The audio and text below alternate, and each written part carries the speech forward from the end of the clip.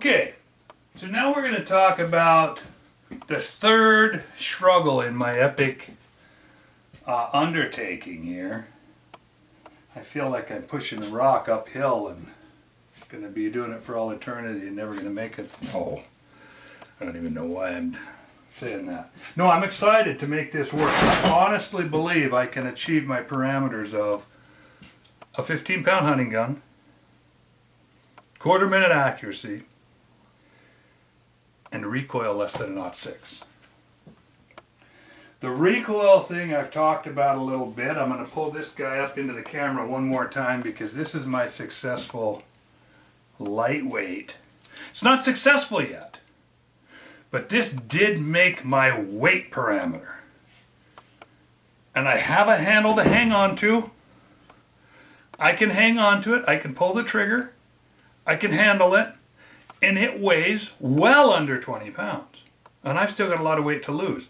That bottom strap, whatever you want to call it, this strap right here that runs all the way through, this piece of 1 inch by 2 inch aluminum stock. It should be back here. I actually set the camera back here so that you can see it in all of its ugliness, all of its massive glory. But it's got the bench rest things that I need. The flex is taken up right here, hopefully by this beam structure. This is currently bolted in to give it a riding surface for the bags.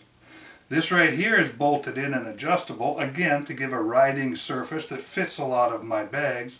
This is just a handle to hold on to because between this big old hanging out knob and not wanting to weaken this beam, I can't get my hand down in here the way I want to. It just simply the physics don't work.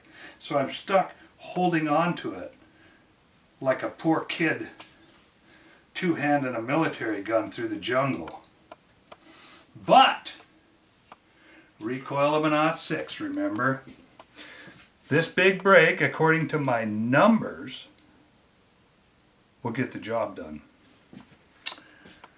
According to the math, according to all the work I've done with muzzle brakes, I can predict on my guns all the way up to the big honking 338s exactly how they're going to be because I don't tolerate 30-06 recoil.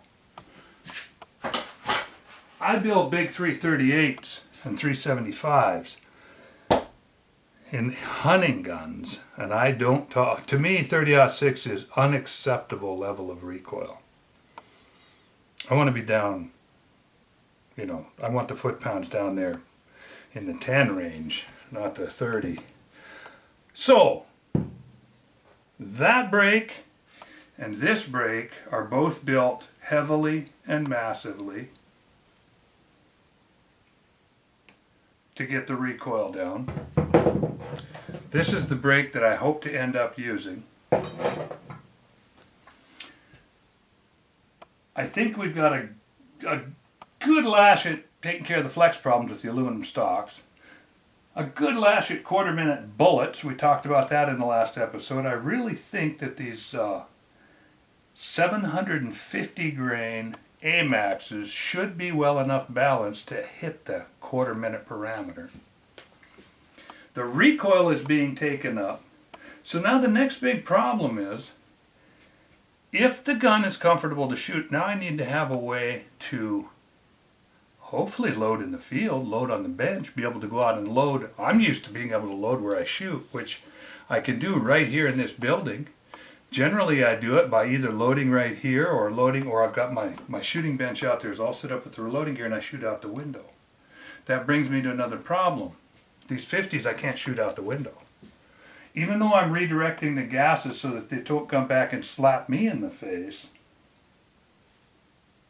they still go all over. They'll still clear the bench. They'll still tip over a car that's parked too close. The gas still has to go somewhere. I'm sending it up, but I don't want to go up so high that it's driving the gun into the bags too hard. I have to be careful with my upward impulse because I've got tons of rocket gas to work with. I got tons of impulse. I'm going mostly sideways, a little bit up, but mainly keeping it off of me to the point where I can get my impulse down. Now the next thing is reloading for these guys. The first thing you find out when you start messing with the BMG is reloading equipment is retardedly high, and all the stuff that you already have is no good. And I'm cheap. I have a series called Redneck Cerakoting for one reason, because Cerakoting, you got to drive somewhere 20, 30, 50, 100 miles away, you got to mail something through the mail, it costs you a couple $100. Unless you're lucky enough to have a good local Cerakoter, which I do, but unfortunately right now he's so busy he can't do his own stuff. So he does it on the side because he's in construction. So cheap. Where I'm going with this is I want it. So this is my whole 50 cal reloading setup here. It's bulky because these are stinking big. But I'm just going to tell you how I'm trying to save money on this. This is one of the things I'm most proud of. I'm actually going to bring the camera up closer so that you can kind of see what I've got going here. I've made oversized, I've got some of them knurled, got some of them rounded, I got some of them just nice and smooth. But what I've done is, they come with this little hokey stupid locking ring. I built great big locking rings because this way, again I'm going to have to run the camera back out so that you can see what I'm doing.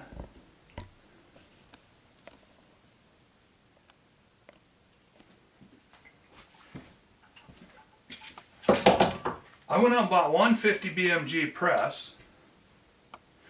I bought the cheapest dies because I don't believe in expensive dies, and in the case of this gun, until I get to the point where I bought a match grade reamer. I'm doing some of the things on this completely wrong versus what I have been telling you about 30 cals and down, 338s even. I went to a minimum spec chamber because that was the only reamer that had the properly sized neck. I've already fired a few times. This case has been fired. It will hold a bullet. After being fired in the gun, the neck size is still such that it's hard to get a bullet in and out. So I can shoot this, punch out the primer, reload it, shoot it, reload it, shoot it, reload it, shoot it, reload it, shoot it, and never have to do full length resizing for quite some time. So, as I say, I ordered this reamer up only because it was of such a size that I can do that. So, that saved me a ton of money because I don't have to, because I'm sure fitted dies for this thing, depending on who I buy them from, are going to be probably a minimum of $350. So I have to make them myself. Or you can go to He Who Shall Not Be Named and spend $1,500 on a die set, which is okay, but if you can afford that. But it'll also be built to his specs, which I disagree with his specs. So I'm kind of stuck. If I do have a die built, I'm stuck with who am I going to have build it. I'm not sure that John Whidden makes dies for this big guy. So, in the interest of saving money, in the interest of doing this testing cheaply, I have a couple of actions. I think I paid $1,700 back in the day for that Noreen when I bought it, knowing that I was going to have a $1,700 action because nothing else on it is useful except maybe the barrel. They said, oh, this is a custom match grade barrel built by the best. Well, they wouldn't tell me who it was. Now that I've machined it, I have a hunch it's a Lothar Walther, which means it'll probably never shoot to the standard that I want. So I did go out. I had to go order out another barrel, which it doesn't look that big, but dude, that's an 1.7" barrel. This thing's like 12 pounds. That's a big hog of a barrel. And this I know will shoot. This is one of Dan Lelge's barrels. This will shoot. This will test the system. So I'm probably going to have to, that's one thing that I spent over and above, just because to be fair, one of my setups has a Lelge barrel that is a known good quantity. This one has a Lothar Walther barrel. That's not a known quantity for me. That's a piece of junk for me. So I'll use it to test all kinds of stuff. Test the muzzle brakes, test velocities, test. And if it shoots, good. But if not, I take this barrel off, chuck it in the tomato steak pile, use it for fire forming, And I put that good Lilger barrel on here. So that bridge is crossed. Now I got to figure out how to load this stuff in a cost-effective manner. First of all, just buying, just pulled this out of garbage, so I don't even know if it's 50 BMG, blah, blah, blah. Just buying these, number one, they're hard to find. When you do find them, well, you know the prices. They're retardedly high. This right here, this is something I'll never ever do again. The only reason this even happened is because due to the weather, due to the timing, due to it being that time in my life that it was time to do the 50 BMG project, I feel that to do it justice I have to move forward with reloading. And for the last 2 years, because we're retarded children in this country, we've managed to screw up our supply line so badly that I can't get primers. I paid $500 for this box of primers. I'll never do that again. Ever, ever, ever. $500 for primers so that I can continue with this. So, on the subject of costs, that's a bad one. But normally those primers probably cost 15, 20 cents a pop. The cheapest way to buy brass, I got this whole box of 100 loaded rounds with every fourth one a tracer. 100 loaded rounds for 300 bucks. The tracers are fun. I could pull these, knock these out and use them to impress the kids on 4th of July or something, and end up getting a good case out of the deal. For the price I paid for these, $3 a round, the primer's worth $1 to me right now. The bullets that I shoot, which are these guys right here, again due to the screwed up supply lines, these are currently costing me $3.75 each. Now all over the inner tube there's people that talk about reloading the 50 BMG. Well, you buy pull-down powder and you buy pull-down bullets and you buy this old crap like this and you pull the bullets out and you move them over and you dress up your kit. To me that's about as interesting as buying Chinese SKS ammo and shooting it in a factory, some kind of an HK or an AK style, and mowing trees down. That's not my thing. I'm about the accuracy. Right here, I got a case out of the deal. I got a bullet that I can use for muzzle brake testing. And I got primed cases. This is the cheapest way right now to put together anything BMG. These boxes over here of, you know, brand new brass, they're like $5 a pop, $7 a pop, whatever they are. It's just ridiculous, I forget. Loaded rounds, you spend $100 and some bucks to buy loaded rounds, but then for me, I'm building for accuracy. Do I even want to shoot this? No, I've got to pull the bullet. So here again, the other thing I had to do is I've got an old Big Max press here. I spent 35 bucks to get a Bmg Shell Holder. I already have the assembly, and all I had to do was order up a 50 caliber pulling collet, which I didn't have. So this press it's an expensive press, hasn't been built for years. It's the old A4, they called it a Big Max. And I never use it for anything. Now I'm going to use it for pulling bullets. So feeding this thing is going to be stupid, no matter what. With primers, but again, this is the last time, the first and last time I'll ever be caught out in these reloading cycles. This just happened this way. I have 150 pounds of powder. I have 50,000 primers. I have hundreds of thousands of bullets. And I didn't pay big money for them. I bought them all when they were cheap. You know, I was buying primers for $1.69. Not $500. I don't ever buy powder by the pound. This is for, anyway, none of that matters. The point is, this I thought was inspired. I can take one press, and in most cases you can take your press and screw the little thing out of the top.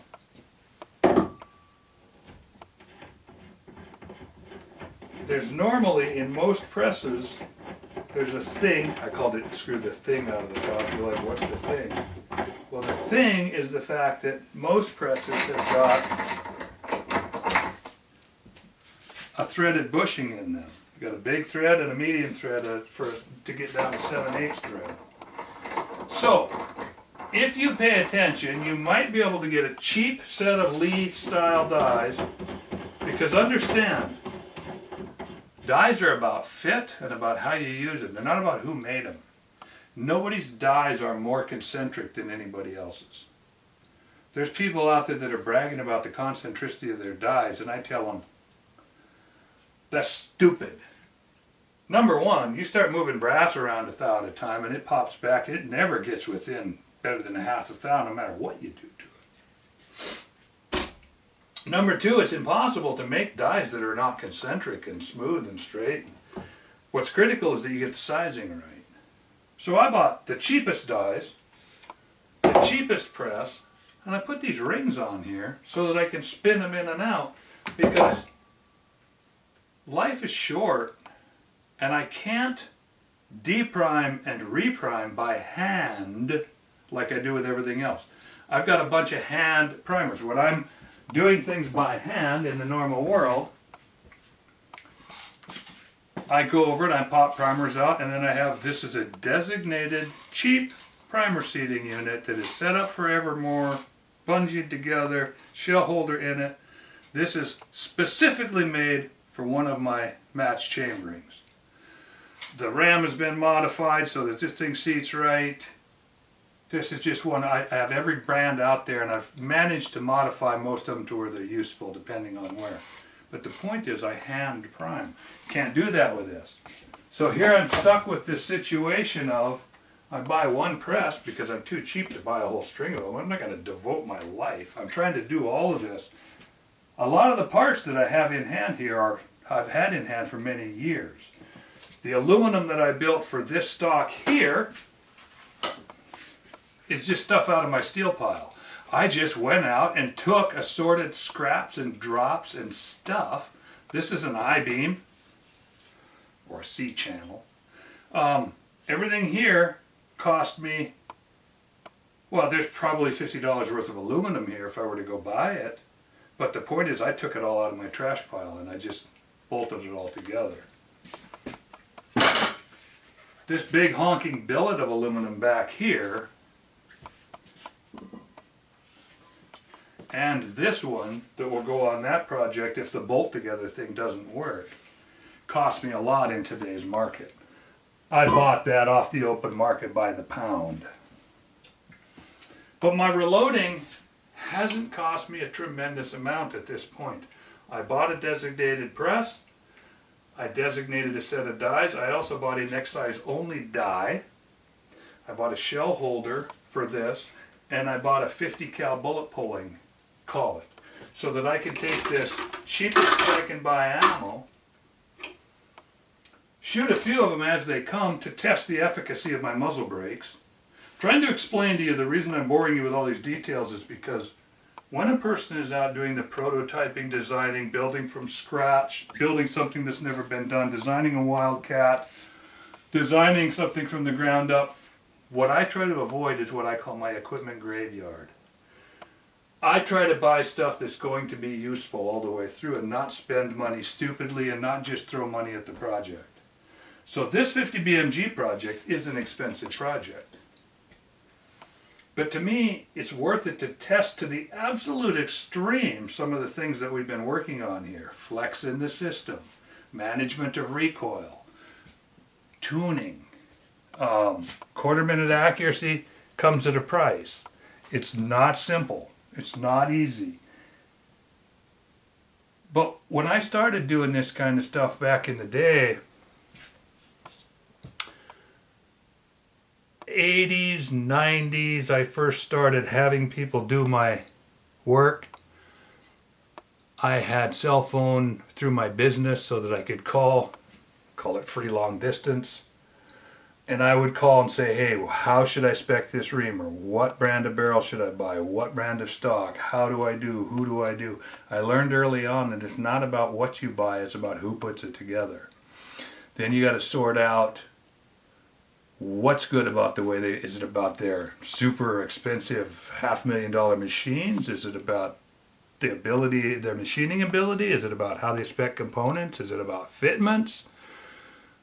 And I'm telling you that from using a lot of custom, high-end bench rest gunsmiths, following the paradigms that they've established and won plenty of competitions with, and then furthermore later by adapting and using my own based on those theories, those practices, I'm going into this 50 BMG project with both eyes open and what I believe to be good, solid, theory-based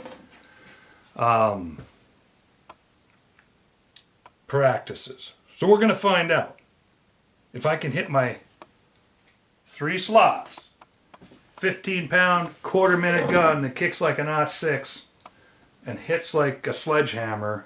We will have accomplished something that has never in the history of this planet been accomplished.